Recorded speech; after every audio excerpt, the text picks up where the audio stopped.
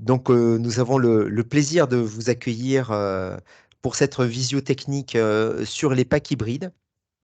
Donc, ODIS, on est le réseau de la construction durable en Nouvelle-Aquitaine et notre souhait, c'est de pouvoir diffuser les bonnes pratiques au niveau environnemental et de donner aux professionnels le maximum d'informations sur ce qui peut les aider sur leurs opérations.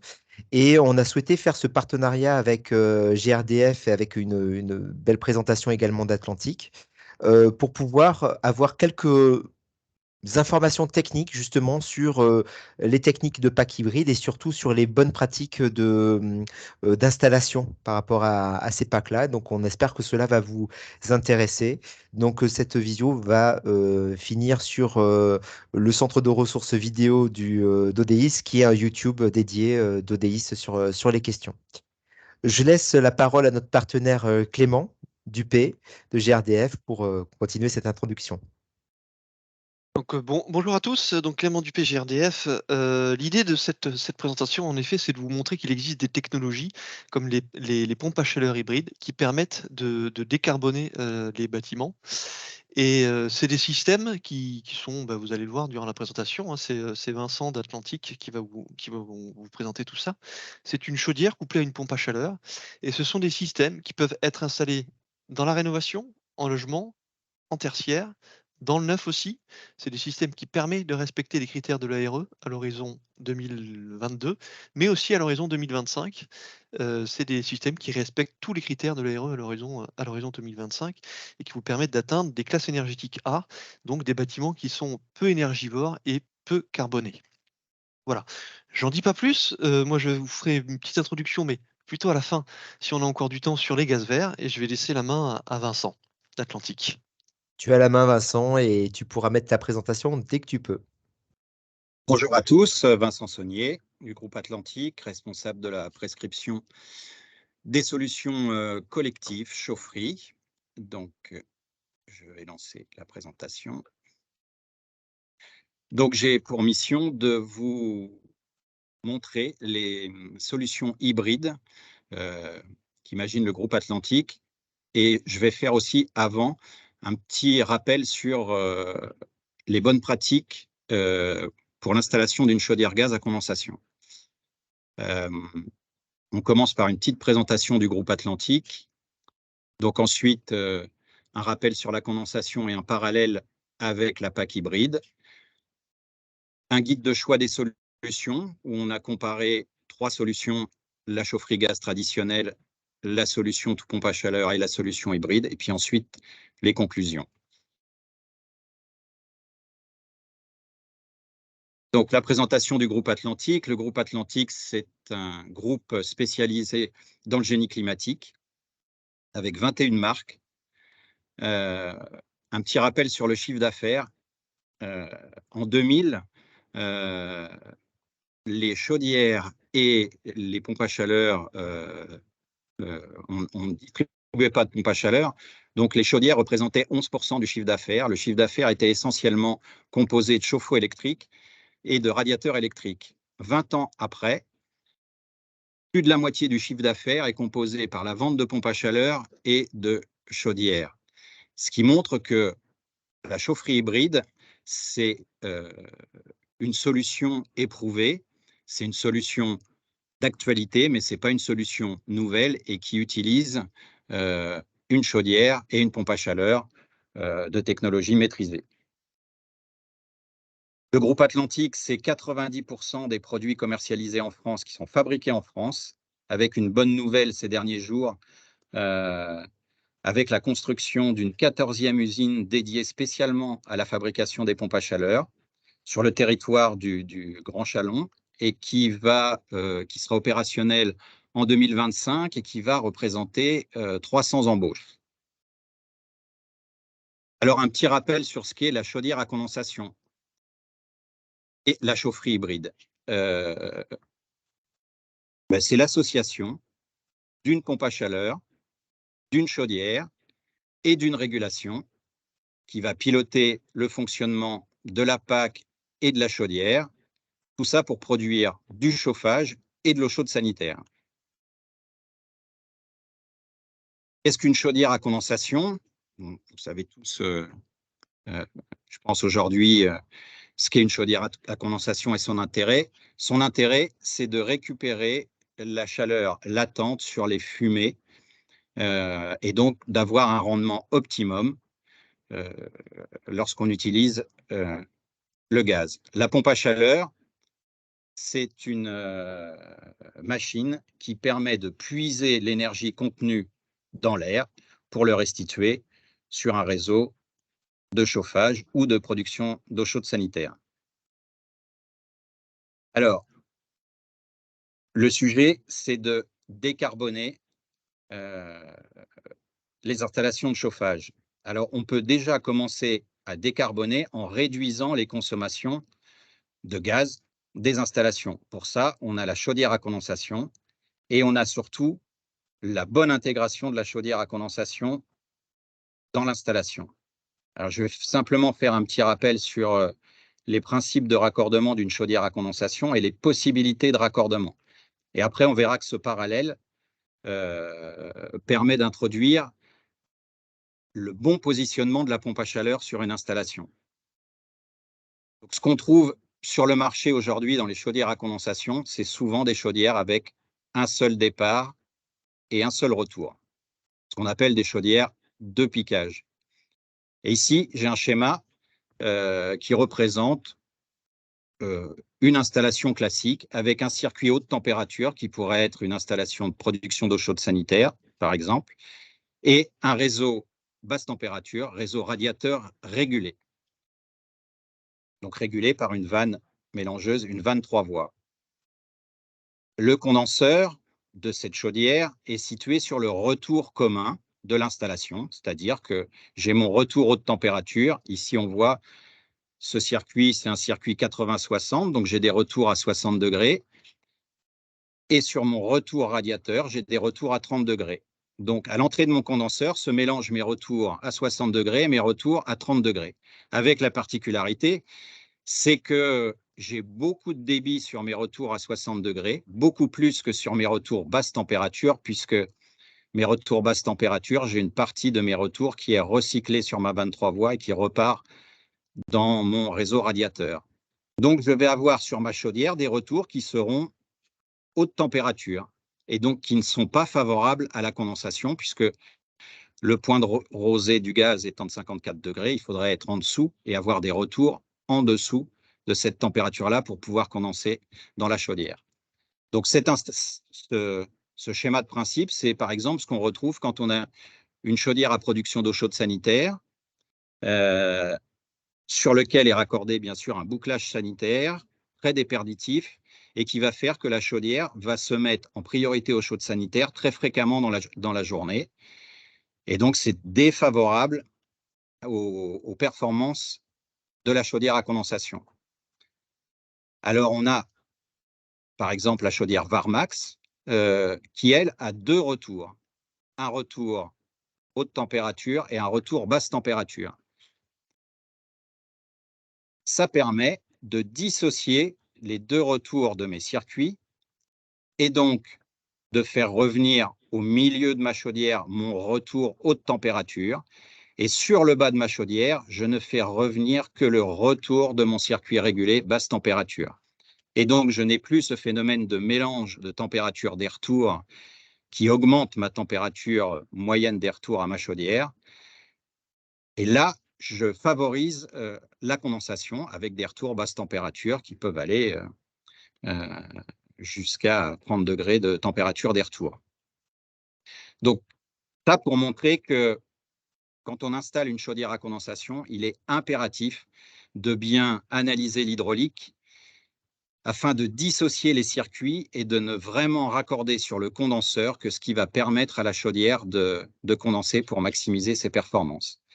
Et puis, on a une chaudière 4 piquages où là, en fait, on vient encore schématiquement déplacer le condenseur sur le raccordement 3 piquages. On est certes à l'entrée du condenseur en basse température, mais par contre, on est en débit variable et on peut avoir jusqu'à très peu de débit qui revient sur le condenseur puisqu'on est sur le retour du circuit basse température.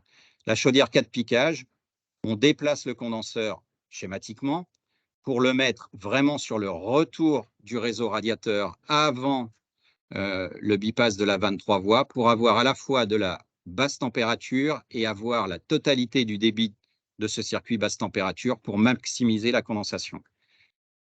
Donc tout ça pour montrer qu'une chaudière à condensation, elle est performante à partir du moment où on l'installe correctement et où on analyse bien les circuits à raccorder sur les différents retours de la chaudière. Vincent, Ici, c'est juste pour te demander si tu pouvais le mettre en grand format, la présentation. En présentation, voilà, c'est ça. À partir de la diapositive actuelle, voilà, là parfait, c'est mieux. c'est super bien. Voilà. Merci. Et donc ici, c'est un exemple qui a été fait pour un site sur Bergerac, dans un hôpital, simplement pour comparer l'incidence du raccordement sur les performances de la chaudière. Et donc, on s'aperçoit qu'entre un raccordement 2 piquages ou 4 piquages, quand l'hydraulique le permet, et là, en l'occurrence, c'était possible, on peut aller sur un rendement instantané jusqu'à 10% d'écart de rendement, ce qui est quand même pas rien. Et sur le rendement global annuel, eh ben, on varie de 98 à 105% de rendement global annuel.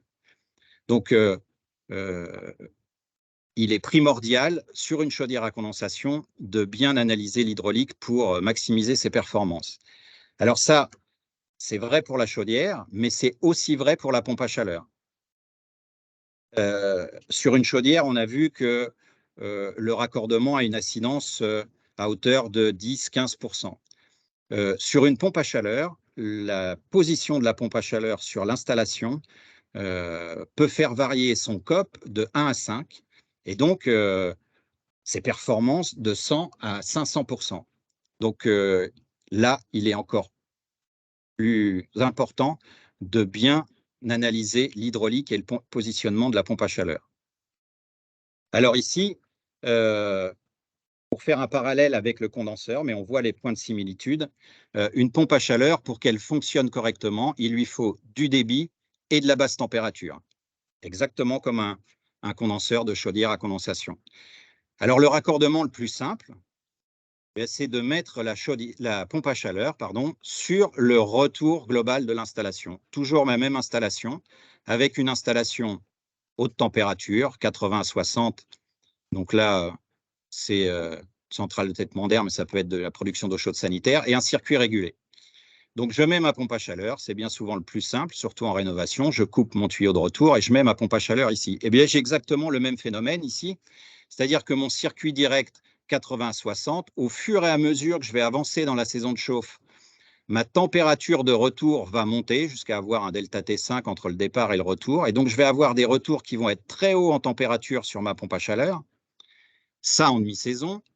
Le moment où ma pompe à chaleur a le maximum de performance, c'est là où j'aurai des retours chauds en température, et donc ça va aller à l'encontre des performances de ma pompe à chaleur.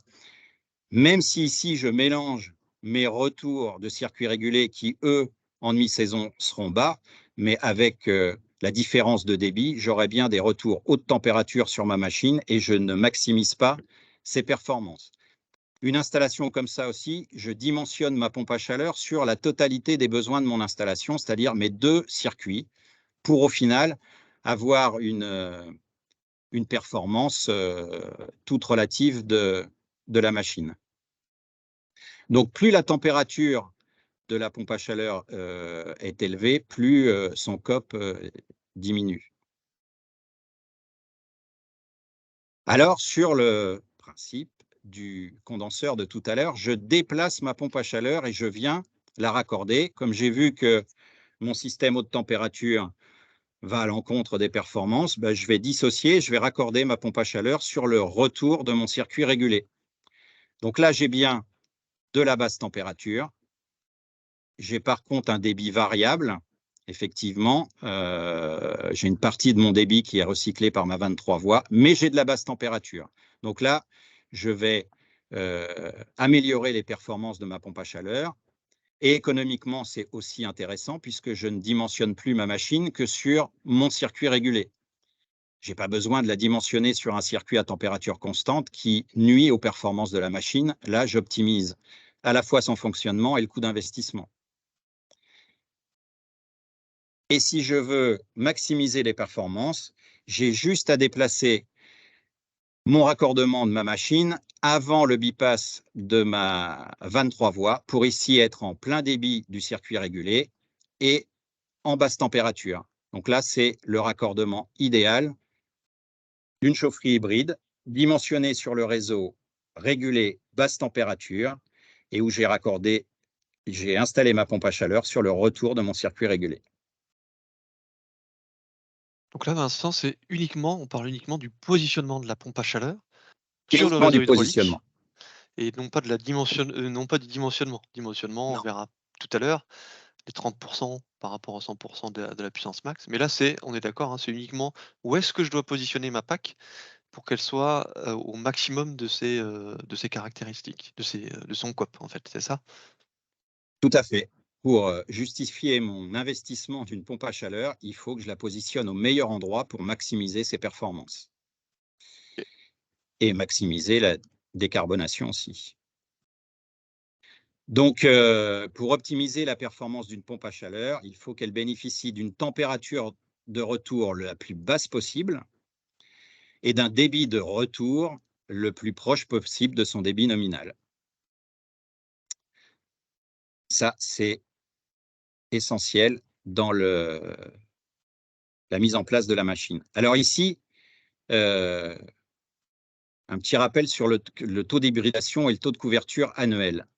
En fait, ici, on a la courbe des déperditions en fonction de la température extérieure et la puissance d'une pompe à chaleur. Alors, suivant comment je sélectionne la puissance de ma pompe à chaleur, mais plus il fait froid, plus j'ai besoin de puissance et moins ma pompe à chaleur est performante. La puissance de la pompe à chaleur diminue avec la température extérieure. Donc, on a essayé de trouver quel était le taux d'hybridation, c'est-à-dire le pourcentage, quelle puissance il fallait installer, quel pourcentage de puissance pompe à chaleur il fallait installer pour avoir un taux de couverture annuel des besoins de chauffage optimum. Donc à côté, ici, on a une courbe qui, en fonction de la température extérieure, donne un besoin. Et surtout un besoin annuel. Combien de jours dans l'année j'ai besoin de ces puissances-là. Et donc, 15% des déperditions, c'est-à-dire que pour faire simple, ici, si j'ai une chaudière de 100 kW à la température extérieure de base, donc là, il avait été pris moins 10 degrés. Si je prends 15%, c'est-à-dire si j'installe une pompe à chaleur de 15 kW et une chaudière de 100 kW, ma pompe à chaleur de 15 kW va couvrir 40% de mes besoins. Si je mets une pompe à chaleur de 20 kW, elle couvrira 60% de mes besoins.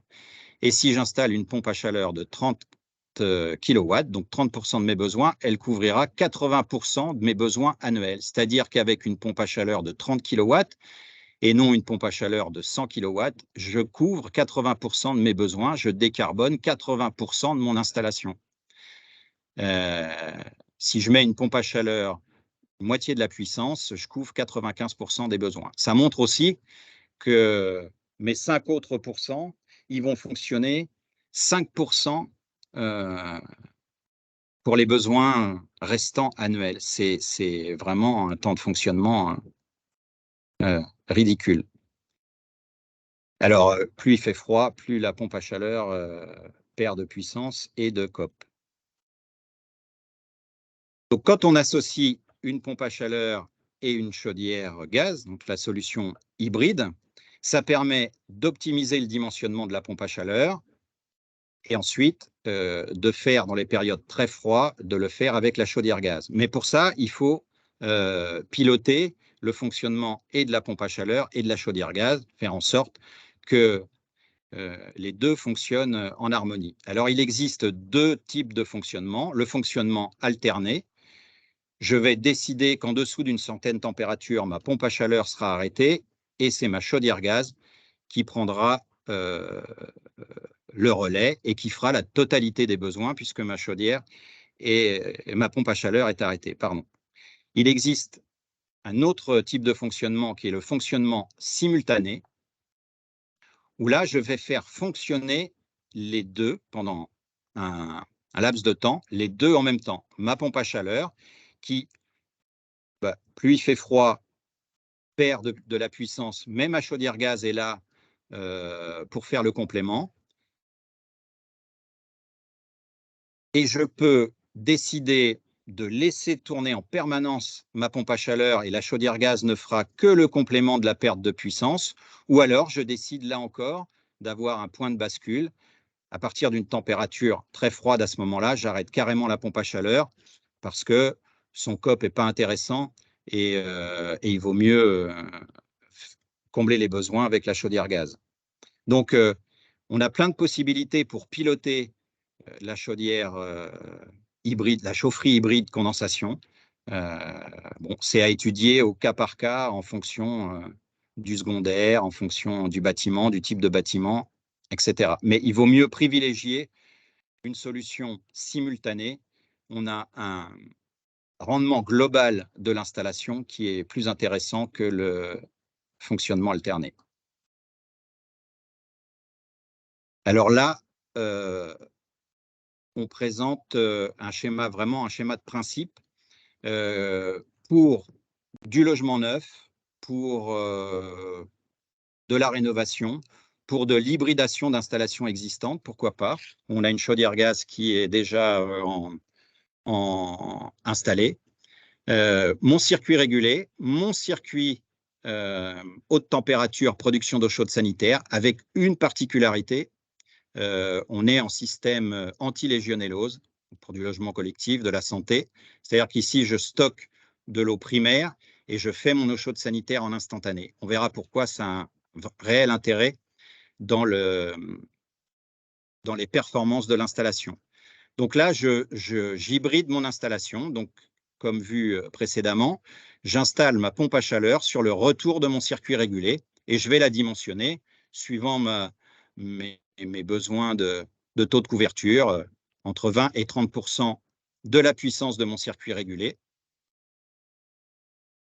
Et pour pouvoir hybrider aussi l'eau chaude sanitaire, c'est pour ça qu'on l'appelle pack hybride double service, c'est-à-dire qu'une seule machine fait à la fois du chauffage et à la fois du sanitaire. Hop, c'est pas le bon bouton. Tac. Voilà.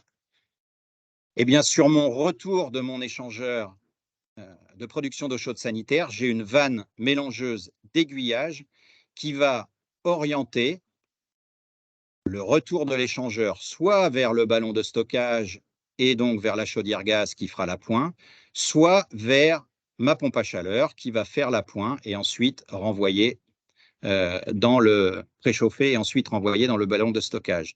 Alors, pourquoi c'est important cette production d'eau chaude sanitaire avec un échangeur à plaque instantané? C'est qu'ici, on a une action sur le dimensionnement de l'échangeur à plaque et on va pouvoir le dimensionner de manière à avoir un très grand delta T sur le primaire. On peut avoir un primaire à 65 degrés qui rentre dans l'échangeur et un retour jusqu'à 30 degrés en sortie d'échangeur. Et ça, c'est favorable au fonctionnement de la pompe à chaleur. Si je remplace ici mon ballon d'eau chaude par un serpentin à l'intérieur sur lequel je n'ai aucune action dans le dimensionnement de mon serpentin, je vais avoir un delta T de 20 dans mon serpentin. Si mon primaire est à 75 degrés, eh bien, je reviens à 55 degrés et là, ma pompe à chaleur n'aura aucune efficacité dans la production pour l'eau chaude sanitaire. Ce schéma-là, il a l'avantage de favoriser la performance en chauffage et en eau chaude sanitaire. Et puis l'été, j'ai une position été qui permet de positionner cette vanne 3 voies sur le retour de l'échangeur. Donc là, c'est un schéma qu'on va plutôt réserver à des installations de petite puissance jusqu'à 30, 40 logements ou en rénovation, en association avec une chaudière gaz existante.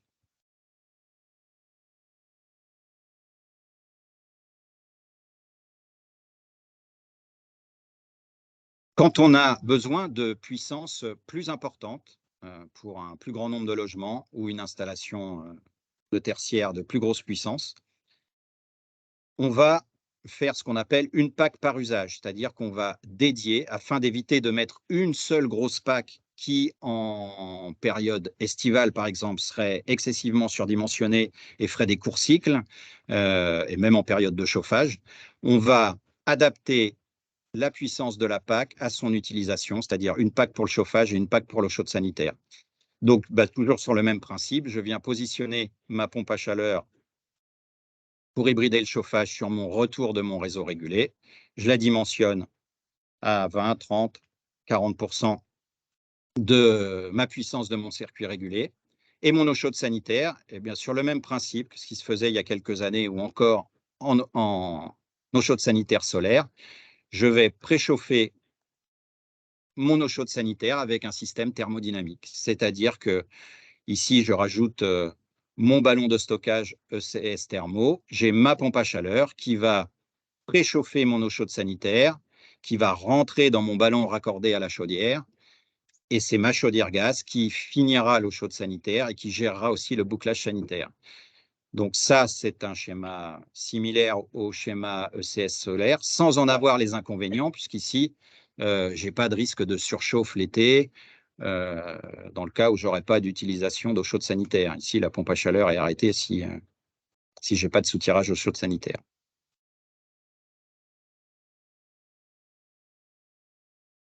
Donc on a, après avoir vu tous ces schémas hydrauliques, on va comparer les solutions, c'est-à-dire comparer les solutions historiques, la chaufferie gaz à condensation, avec la solution hybride et la solution tout pompe à chaleur. On l'a fait pour 2 bâtiments. C'est à la fois valable en tertiaire, en logement. C'est pour ça qu'ici, on retrouve soit une puissance, soit un équivalent logement neuf. On l'a fait pour 70 kW et pour 100 kW.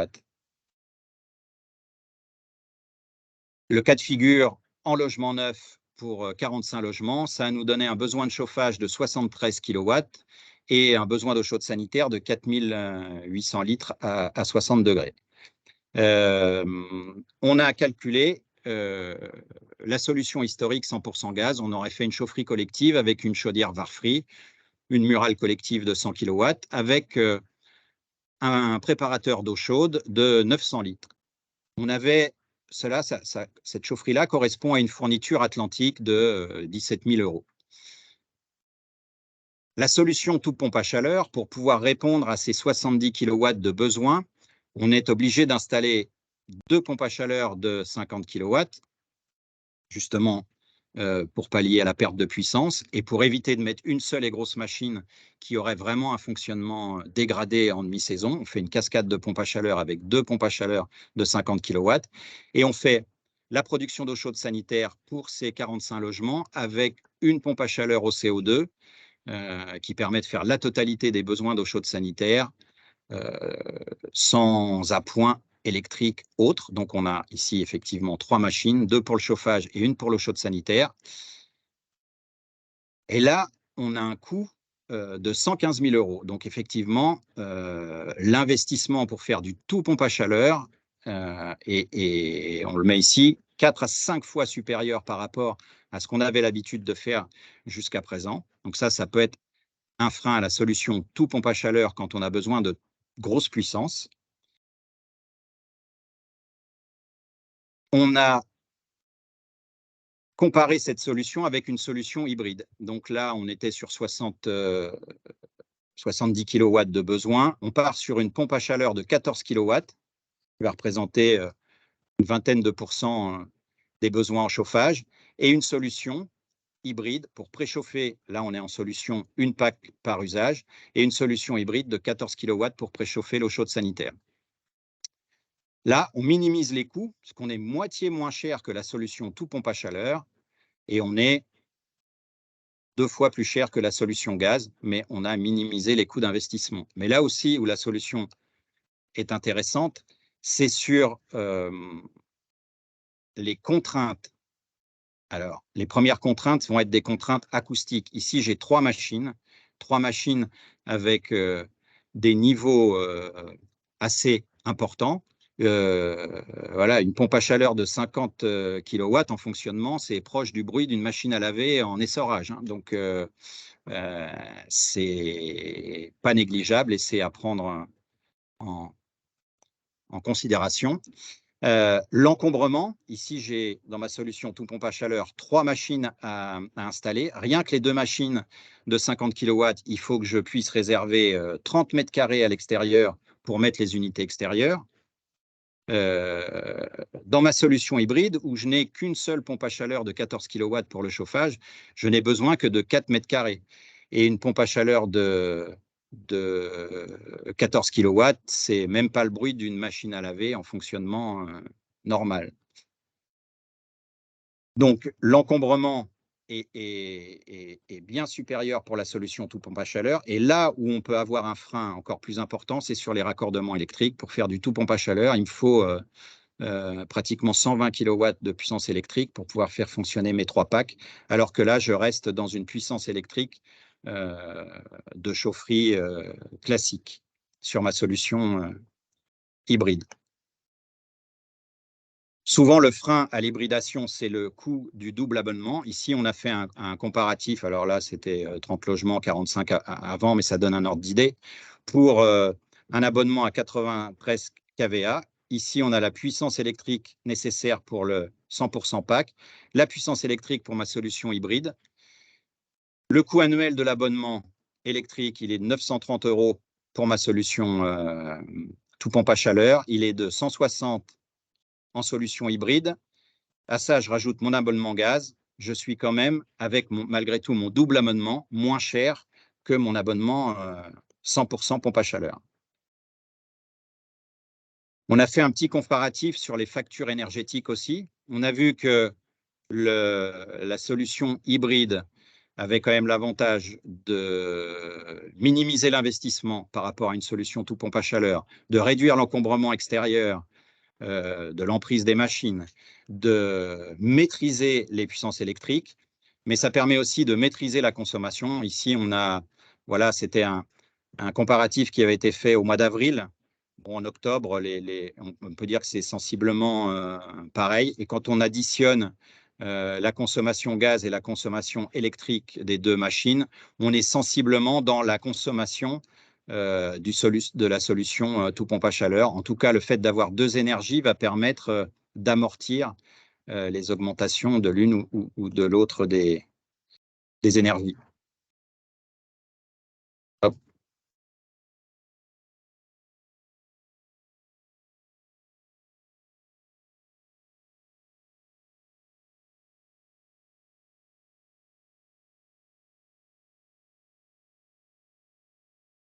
Ouais, Si, c'est bon. C'est bon, ouais, c'est bon, on s'entend. Là, je vois plus rien. Ah, tu es sur la solution gaz 100 kW, Hop, 60 voilà. logements. Donc, on a fait la même chose. Oui. On a fait la même. Vas-y, ça saute un peu, mais je pense que tu peux y aller.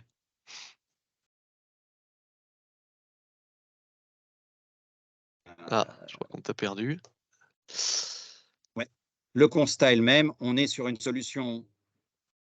Allô? Vas-y, oui, vas-y. Bon ouais, c'est bon, vas-y, Vincent. Oui, le constat est le même pour un bâtiment de 60 logements ou 100 kW de déperdition. On est 4 à 5 fois plus cher dans une solution tout pompe à chaleur que la solution 100% gaz. Et la solution hybride permet de maîtriser l'investissement en maîtrisant aussi les puissances électriques et donc les abonnements. Plus on va monter en puissance, plus l'intérêt de la solution hybride se justifie. Alors, les avantages de la chaufferie hybride, ça évite le surdimensionnement des pompes à chaleur pendant la période hivernale. On a vu tout à l'heure que 30% de la puissance de la pompe à chaleur permet des besoins à la température extérieure de base permet de couvrir 80% des besoins annuels. Donc, ça évite d'aller installer une pompe à chaleur qui serait 120 à 130% plus puissante que les besoins à la température extérieure de base. Comme on va éviter la surpuissance, on va augmenter la durée de vie de la machine, parce qu'une pompe à chaleur surpuissante, quand on est en demi-saison, là où on a besoin de beaucoup moins de puissance, elle va s'allumer, s'éteindre, cycler, et ça nuit gravement à la durée de vie du compresseur. Et ça permet aussi la solution hybride d'adapter la machine aux puissances électriques en place, à la disponibilité du réseau. Et donc, le fonctionnement, alors ça, c'est pour rappeler le bon positionnement de la pompe à chaleur.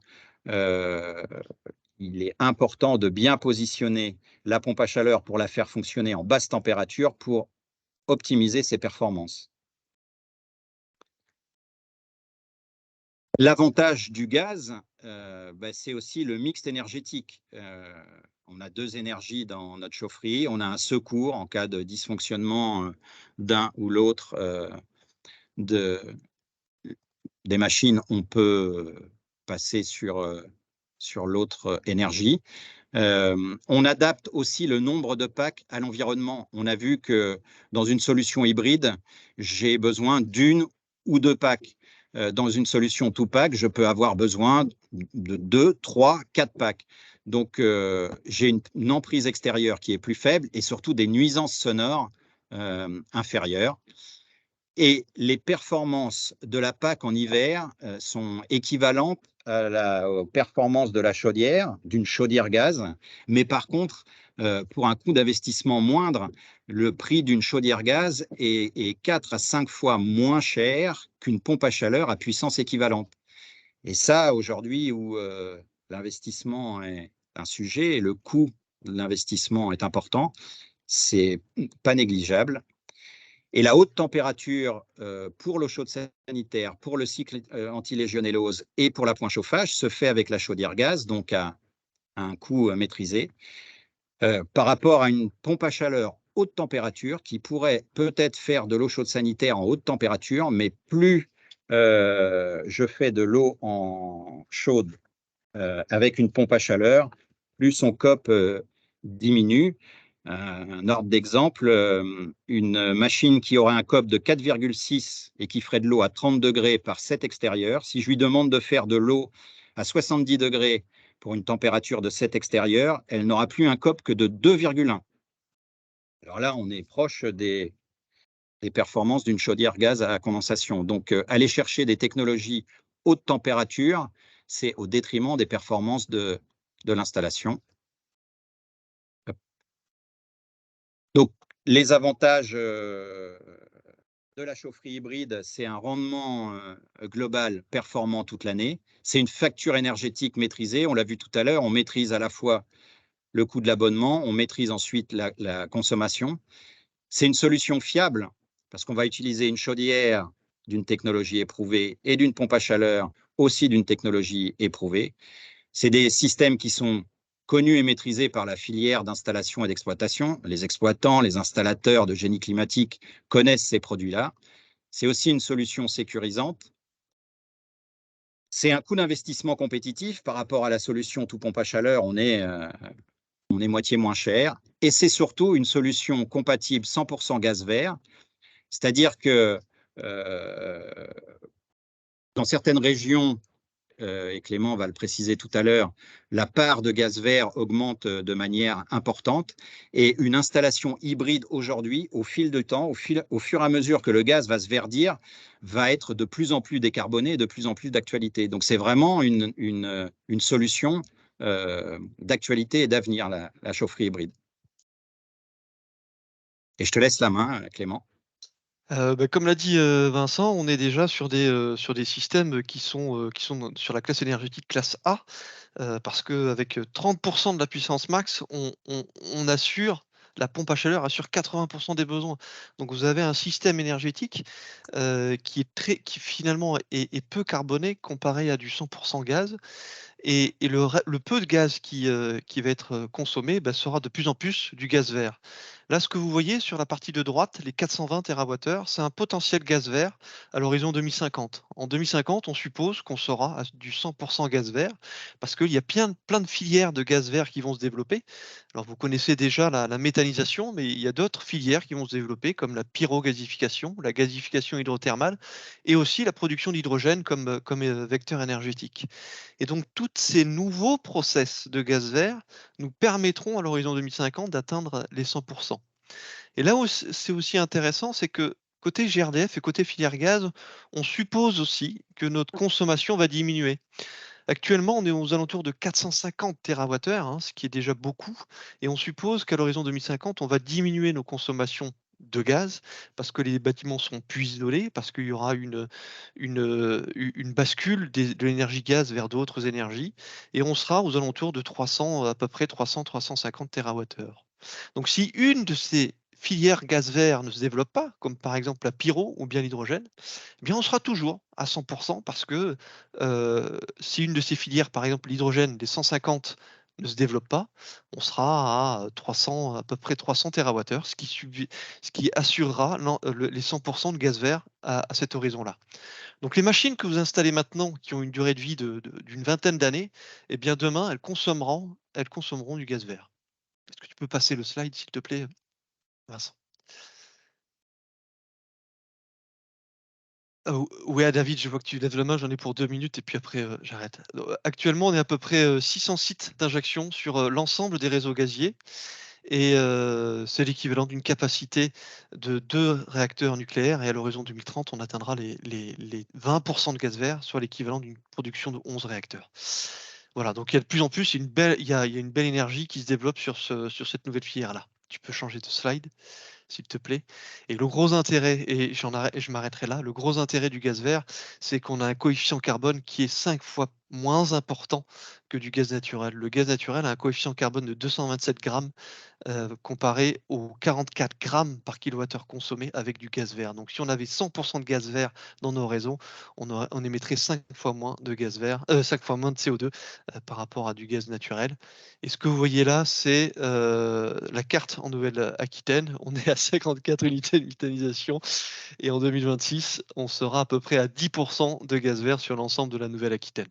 Voilà, donc place aux questions. Je sais qu'il y a quelques personnes qui ont des questions pour Vincent. N'hésitez pas à les poser maintenant.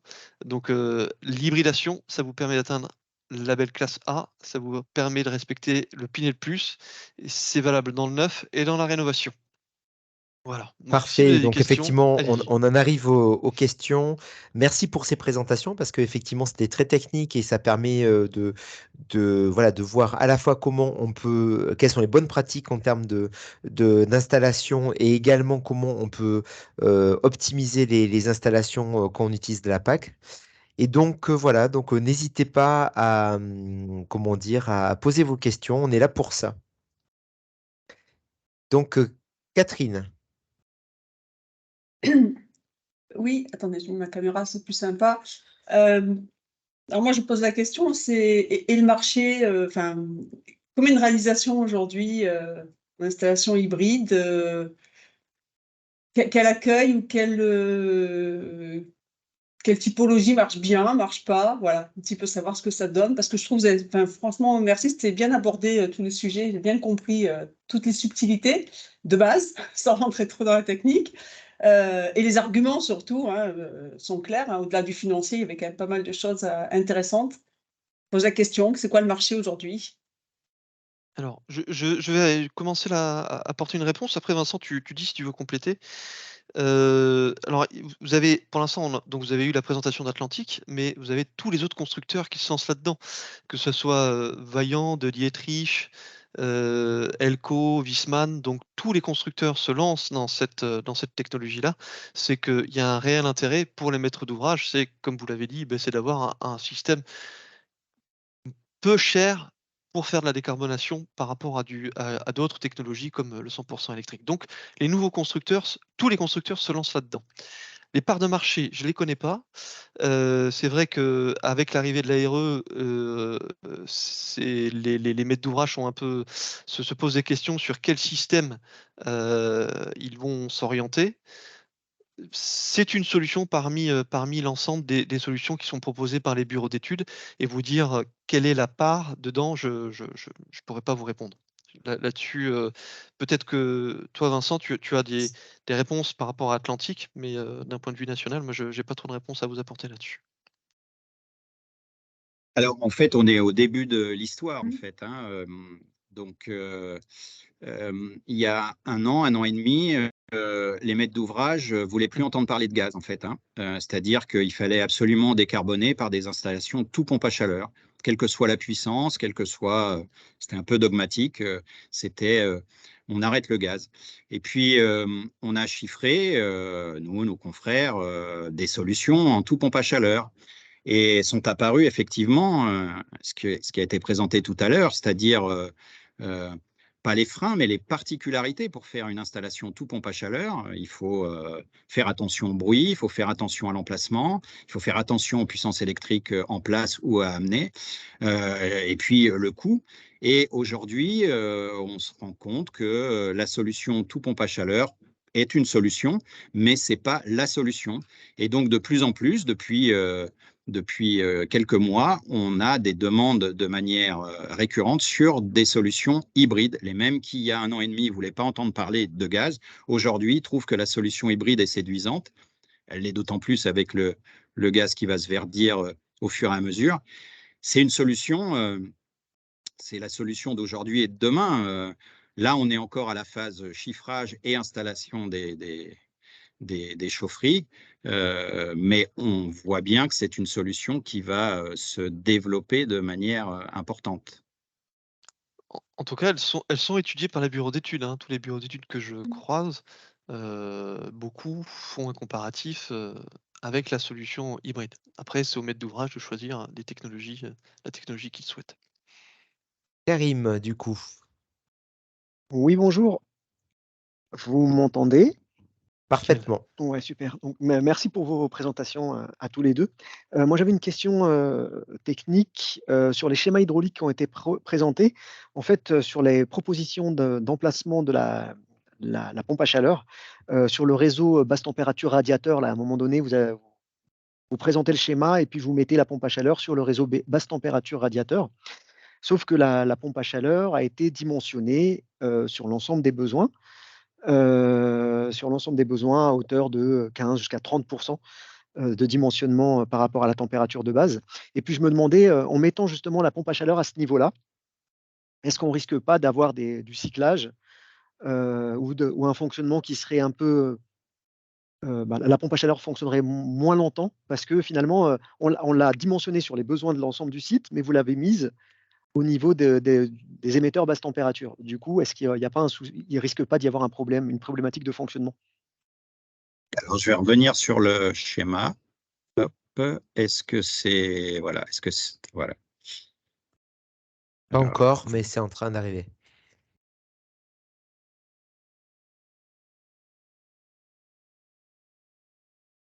alors, je reviens sur le schéma. Ouais. Il serait celui-ci.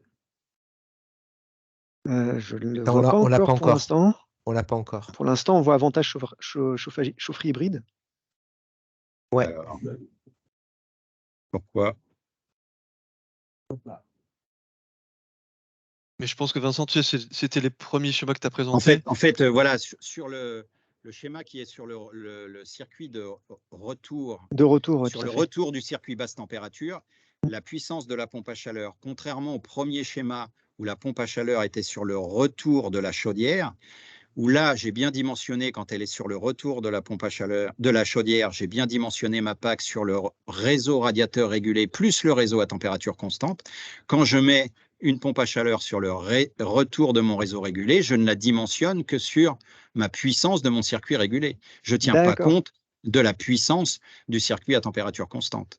C'est aussi l'avantage de la solution hybride, voire de la solution une PAC par usage, c'est de bien pouvoir dimensionner Ah oui, mais il faut que j'aille. Voilà. Non, j'arrive pas à remettre le schéma. En On fait, voit c'est pas. de bien. Par contre, je peux essayer de le mettre moi si tu veux. Je vais voir si je peux le mettre. Hop. Est-ce que vous Effectivement, voyez là? Vous le voyez? c'est celui oui. d'après. Oui. Ouais. C'est pas Celui celui-ci. d'après? Encore, ouais, quand il y avait Pâques. 2-3 slides après. Encore. C'est celui-là? Encore. Voilà. Alors, par exemple, Encore. ici, celui-ci, ici, Voilà, encore un, le je crois. premier, voilà. Voilà. Voilà. Ici, donc, ma pompe à chaleur est bien sur le retour de mon circuit basse température régulé et j'ai dimensionné ma pompe à chaleur par rapport aux besoins de ce circuit basse température régulé. Donc, j'évite le surdimensionnement d'une machine qui serait dimensionnée à la totalité des besoins de mon installation et qui, au final, nuirait à la performance si je l'installais sur le retour commun, puisque j'aurais une température de retour qui serait toujours supérieure aux températures de fonctionnement de la pompe à chaleur. Enfin, en tout cas, très souvent, j'aurais un COP moins bon qu'ici. Ça veut dire qu'en termes de dimensionnement, vous la dimensionnez en fonction du réseau basse température radiateur. Là, donc, Voilà. les règles de dimensionnement que vous donniez, c'est par rapport au réseau d'émetteurs. Oui, c'est ça. Voilà, oui. D'accord. OK, très bien, merci. Claire. Ouais, parce que le mélange ferait que ça servira à rien de faire fonctionner la PAC. Donc Une dernière question peut-être? On est en petit comité, donc on peut se permettre. N'hésitez pas.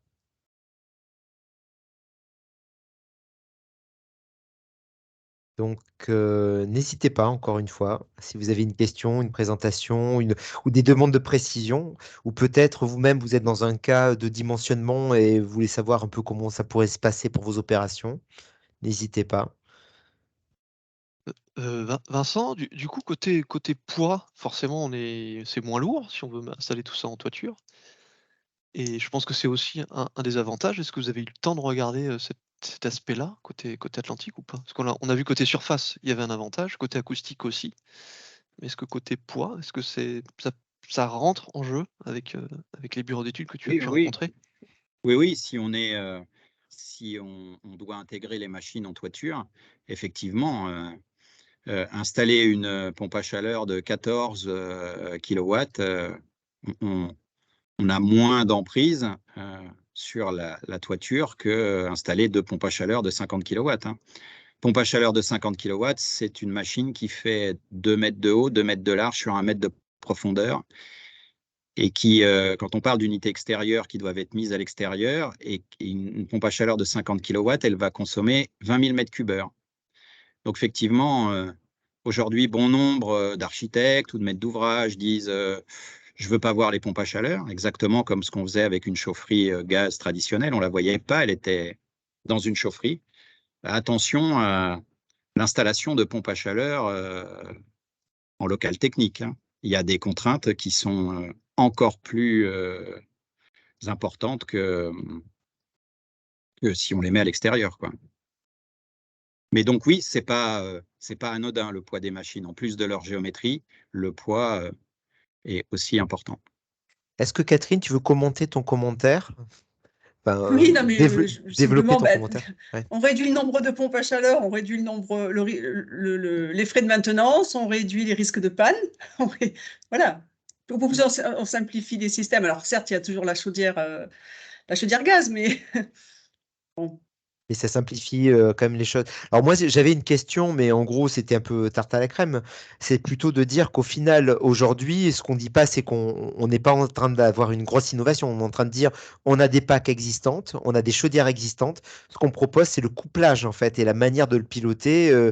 Et donc, du coup, on va pas créer forcément de nouvelles, parce que je connais l'angle également de la QC, de nouvelles sinistralités avec des systèmes qu'on connaît pas. Mais en revanche, il faut bien savoir, c'est ce que c'était le propos de notre échange d'aujourd'hui, il faut bien savoir les coupler et bien savoir pourquoi les utiliser et à quel moment. Peut-être pour Vincent, je ne sais pas. Ouais, C'est une question. exactement ça. C'est deux technologies matures et donc il faut simplement bien les intégrer hydrauliquement dans le projet ou la rénovation. pour que ça donne satisfaction.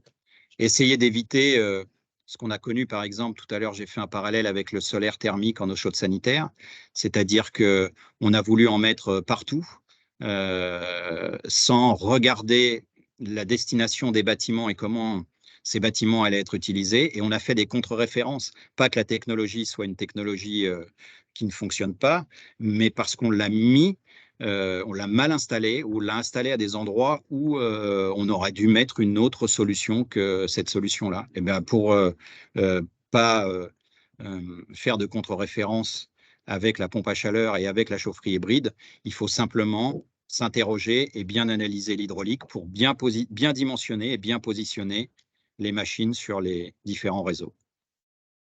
Bon, ben, très bien, j'ai l'impression qu'on a répondu à peu près aux questions. Est-ce que Vincent et Clément ont un mot de la fin pour cette vidéo? Vincent, peut-être? Merci de votre écoute. Merci de m'avoir permis de présenter ces solutions. Eh ben, merci Clément? à tous. Oui, merci à tous. Et puis, étudiez ces solutions-là. N'hésitez pas, elles ont plein d'avantages. Et puis, comme on vous l'a dit, le gaz est en train de se verdir et dans 20 ans, vos systèmes seront encore existants, donc ils consommeront du gaz vert. Donc, n'hésitez pas à étudier ces solutions-là. Et pour poursuivre ces échanges-là, on va bien entendu vous fournir les présentations, mais également les coordonnées des interlocuteurs.